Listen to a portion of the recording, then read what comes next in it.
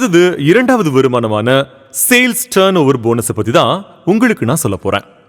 Indie agro, elements, on போன்ற பிராண்டுகள்ல வரக்கூடிய பொருள்கள் டிஸ்ட்ரிபியூட்டர் பிரைஸினுடைய 75% பிவி. பிவி அப்படின்றது கம்பெனியினுடைய வருமானம் கணக்கு செய்யறதுக்கான கம்பெனியினுடைய ஒரு மெஷர்மெண்ட் யூனிட்டா இருக்குது. அப்படி இந்த 3 பிராண்டுகள் இருக்கக்கூடிய பொருள்கள் டிஸ்ட்ரிபியூட்டர் பிரைஸினுடைய 75% பிவியா இருக்குது. Aahar, new star, my home போன்ற இந்த 3 பிராண்டுகள் டிஸ்ட்ரிபியூட்டர் பிரைஸினுடைய 35% பிவியா கணக்கிடப்படும். நான் முன்னாடி சொன்ன 6 வருமானங்கள்ல இரண்டாவது வருமானமான சேல்ஸ் டர்ன் ஓவர் போனஸ் கிடைக்கிறதுக்கு என்னெல்லாம் செய்யணும் அப்படின்றதான் அடுத்து உங்களுக்கு நான் சொல்ல போறேன். ஒரு டிஸ்ட்ரிபியூட்டர் அவருடைய ORG1, ORG2 ஆகிய இரண்டையும் டெவலப் செய்யும் போது ஏற்படக்கூடிய பிசினஸோட டர்ன் ஓவருக்கு ஏற்றாற் போல வருமானம் கிடைக்கிறது தான் இனி நான் சொல்ல போறேன். உதாரணமாக உங்களுடைய ORG1ல கம்பெனி மார்க்கெட் செய்யக்கூடிய பொருள்களை நீங்க உபயோகப்படுத்தி உங்களுக்கு ஏற்பட்ட நல்ல அனுபவங்களை உங்களுடைய சொந்தக்காரங்க கிட்டயோ அல்லது நண்பர்கள் கிட்டயோ நீங்க எடுத்து சொல்லும் போது ஏற்படக்கூடிய வியாபாரம்.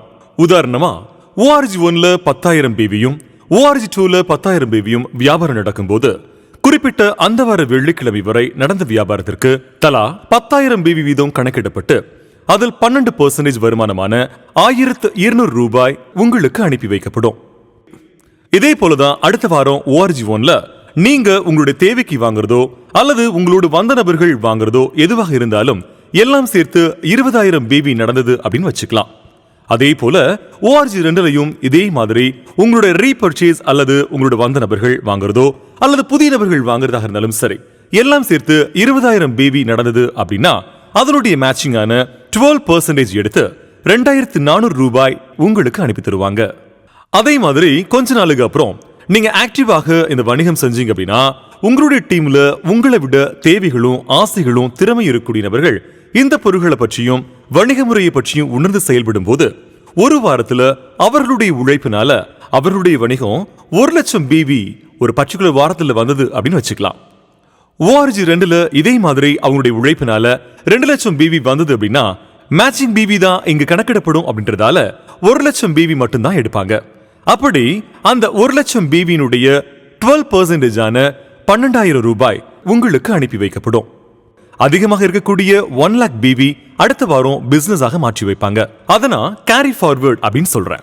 கண்டிப்பாக நீங்க சேர்த்து வச்ச அந்த பிவி ஒருபோதும் நஷ்டப்படாது. இப்படி நீங்களும் உங்களோட இருக்கக்கூடிய நபர்களும் சேர்ந்து கடுமையாக உழைக்கும் போது ஒரு நல்ல டீமை உங்களால உருவாக்க முடியும். அப்படி ஒரு வாரத்துல 5,00,000 பிவி உங்களுடைய ORG1ல நடக்கும் போது ORG2ல 4,00,000 பிவி நடக்குது அப்படின்னா இதற்கு முன்னாடி ORG2ல மீதம் இருக்கக்கூடிய 1,00,000 பிவி இந்த 4,00,000 பிவியோட ஆட் செய்து 5,00,000 பிவியாக ORG2ல நடந்ததாக கணக்கிடப்படும். ORG1ல நடந்த 5,00,000ம் ORG2ல கணக்கிடப்பட்ட 5,00,000மாக மேட்ச் செய்து அதனுடைய 12% 60,000 அதாவது 60,000 ரூபாய் உங்களுக்கு அனுப்பி வைக்கப்படும். இப்படி நீங்களும் உங்களோட இருக்கக்கூடிய மற்ற நபர்களும் சேர்ந்து செய்கின்ற முயற்சியால உங்களுடைய மாவட்டத்திலிருந்து அடுத்த மாவட்டங்களையும் உங்களுடையதான ஒரு டீம் டெவலப் செய்யப்படும் போது ஒரு வாரத்துல எல்லாருடைய முயற்சியின் பலனாக 10,00,000 பிவி ORG1ல நடக்கிறது என்று வச்சுக்கலாம். அதே போல ORG2லையும் 10,00,000 பிவி நடக்கும் போது அதனுடைய மேட்சிங் 12% 1,20,000 ரூபாய் உங்களுக்கு அனுப்பி வைக்கப்படும். அதே மாதிரி ஒரு வாரத்துல 17,50,000 பிவி ORG1லையும் 17,50,000 பிவி ORG2லையும் நடக்கும்போது அந்த வாரம் நடந்த பிசினஸ் டர்ன் ஓவர் என்ற முறையில மேட்சிங்கான 17,50,000 12% 2,10,000 ரூபாய் உங்களுக்கு அனுப்பி வைக்கப்படும். இந்த வருமானம் தான் நம்முடைய கம்பெனியுடைய சீலிங் இன்கம் என்று அழைக்கப்படுது. ஒரு வாரத்துல மேக்சிமம் 2,10,000 ரூபாய் தான் கிடைக்கும் அப்படின்றதால சில வாரத்துல 17,50,000 பிவிக்கு அதிகமாக 20,00,000 பிவி வந்தாலும் சரி 50,00,000 பிவி வந்தாலும் சரி நமக்கு ஒரு வாரம் 2,10,000 ரூபாய் தான் கிடைக்கும். ஒரு நபருக்கு ஒரு பான் கார்டுல 3 டிஸ்ட்ரிபியூட்டர்ஷிப் வரை எடுக்கலாம். அப்படி 3 டிஸ்ட்ரிபியூட்டர்ஷிப் வழியாக 2,10,000 வருமானம் சம்பாதிக்க முடிகிற பிசினஸ் ஆப்பர்ச்சுனிட்டி தான் my life style marketing global private limited நமக்கு வழங்கியிருக்கிறாங்க.